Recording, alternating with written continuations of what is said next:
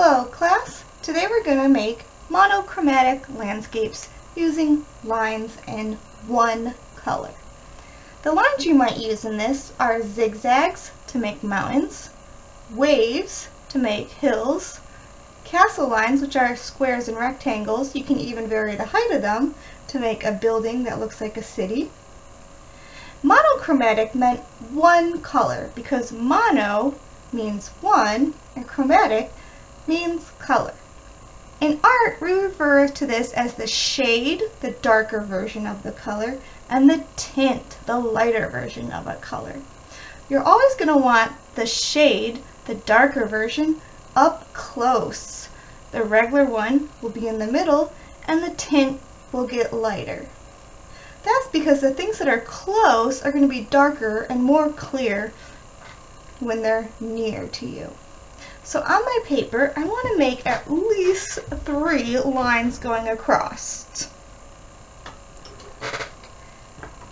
So I might start with a castle type line, or a mountain type line, or a hill type line, whatever I want to start with. And I'm going to go from the left to the right side of my paper. Then I'll make a second type. Maybe this time I'll do some mountains. So I'll do zigzags. And they don't have to be perfect zigzags because mountains aren't always the same height. And then maybe I end it with some hills in the background.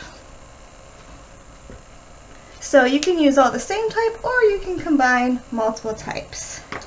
Now, when coloring, you can either use color pencils or crayons for this. If I'm using colored pencils, I want to find the regular color, the lighter color. If I don't have the lighter color, I could use white for overlapping. And if I don't have the darker color, I could use black for overlapping. The same goes for if you're using crayons. I could use the normal color and white and black if I need overlapping. So I'm going to start with my front one, the one that's closest to me. That's the shade, the dark one. So I'm just going to lightly color this in with my black color pencil.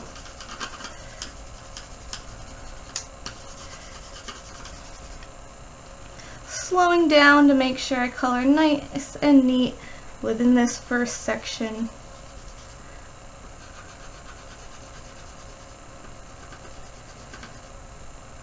Trying to stay inside my castle lines.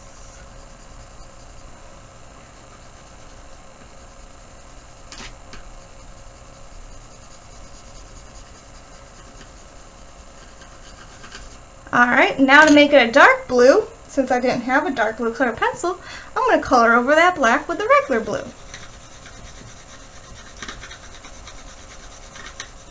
So now it will look like a dark blue, even though I didn't have that color. And this one is going to be the regular blue. So in fact, I could do 2 at the same time. And that's going to stay dark. And this will be the regular blue. That's going to be light though, so I'm going to make sure I'm careful up here.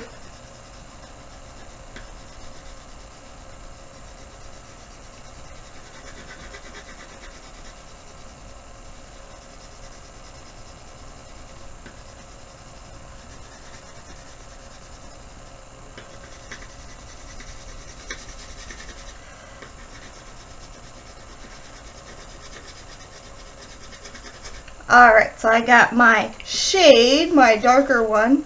You can even make it even darker by pressing down harder. So it's even darker if you want it to really pop out and stand out and look really close to you.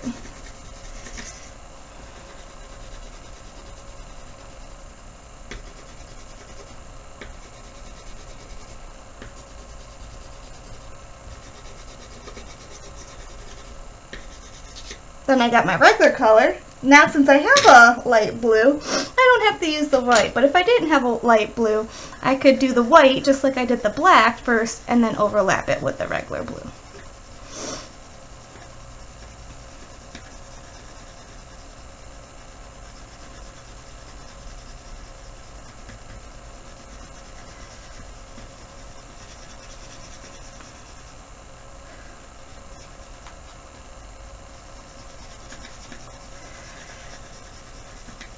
So now I got my shade, the dark, my regular blue, and my light blue, and that shows a landscape that has space or distance in it. I hope you guys have fun making your own.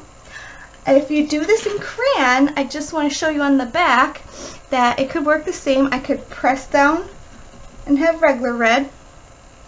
I can have red overlapped with black, and black is really strong, so sometimes you need to go back and forth a little bit. And then I can have pink even as the top one. So you can do this with colored pencils or crayons. It's a little hard with markers because you can't do any overlapping with markers. So, alright, have fun creating!